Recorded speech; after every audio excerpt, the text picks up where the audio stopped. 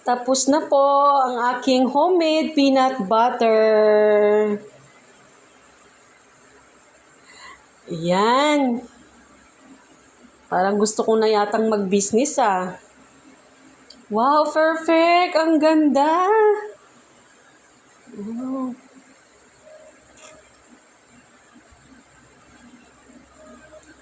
Sino pong gustong mag-order? Ayan po ang aking gawang peanut butter. Kaysa bibili po tayo, masyadong mahal. So, bumili na lang ako ng 1 kilong mani. Tapos to, gumawa ako ng peanut butter. O, diba guys? Only peanut pa.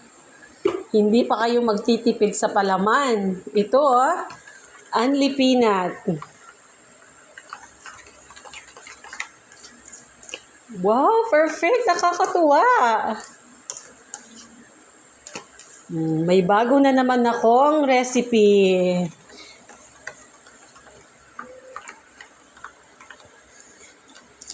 Tapos na po. Thank you!